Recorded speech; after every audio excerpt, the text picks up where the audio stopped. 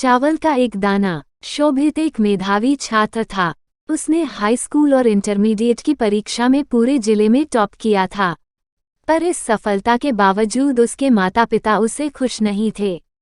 कारण था पढ़ाई को लेकर उसका घमंड और अपने बड़ों से तमीज से बात न करना। वह अक्सर ही लोगों से ऊंची आवाज में बात किया करता और अकारण ही उनका मजाक उड़ा देता। खैर दिन बीतते गए और देखते देखते शोभित स्नातक भी हो गया।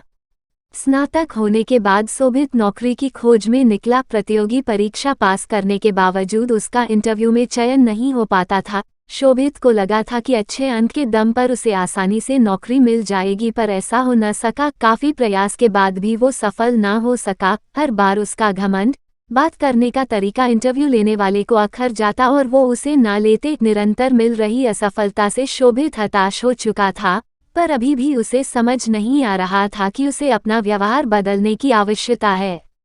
एक दिन रास्ते में शोभित की मुलाकात अपने स्कूल के प्रिय अध्यापक से हो गई। वह उन्हें बहुत मानता था और अध्यापक भी उससे बहुत स्नेह करते थे। शोभित ने अध्यापक को सारी बात बताई। चूंकि अध्यापक शोभित के व्यवहार से परिचित थे, तो उन्होंने कहा कि कल तुम मेरे घर आना, तब मैं तुम्हें इसका उपाय बताऊंगा। शोभित अगले दिन मास्टर साहब के घर गया। मास्टर साहब घर पर चावल पका रहे थे। दोनों आपस में बात ही कर रहे थे कि मास्टर साहब ने शोभित से कहा, जाके देख के आओ कि चावल पके कि नहीं। शोभित अंदर गया। उसने अंदर से ही कहा कि सर चावल पक गए हैं, मैं गैस बंद कर देता हूँ। मास्टर साहब ने भी ऐसा ही करने को कहा। अब शोभित और मास्टर साहब आमने सामने बैठे थे। मास्टर साहब शोभित की तरफ मुस्कुराते हर बोले, शोभित तुमने कैसे पता लगाया कि चावल पक गए हैं? शोभित बोला, ये तो बहुत आसान था। मैंने चावल का एक दाना उठाया और उसे चेक किया कि वो पका है कि नहीं।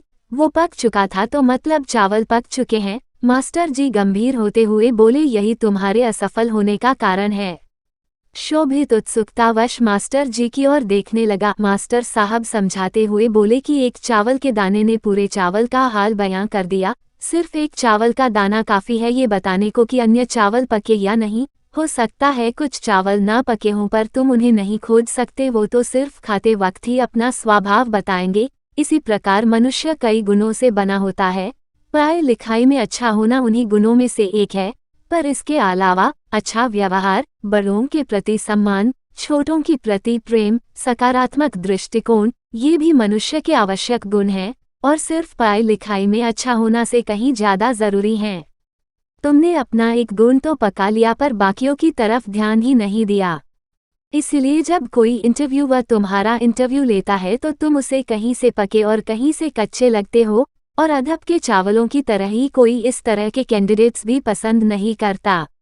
शोभित को अपनी गलती का एहसास हो चुका था। वो अब मास्टर जी के यहाँ से नई एनर्जी लेके जा रहा था। तो दोस्तों, हमारे जीवन में भी कोई ना कोई बुराई होती है जो हो सकता है हमें खुद नजर न आती हो, पर सामने वाला बुराई तुरंत भाप लेता है।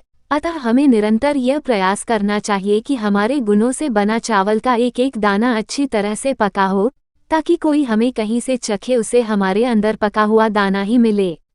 आशा करती हूँ आपको यह कहानी पसंद आई होगी। इस कहानी के बारे में आपकी क्या राय है? कमेंट करके बताएं। कहानी पसंद आई हो तो इसे लाइक और शेयर जरूर करें, और चैनल पर नए हैं तो सब्सक्राइब जरूर करें। कहानी सुनने के लिए बहुत बहुत धन्यवाद।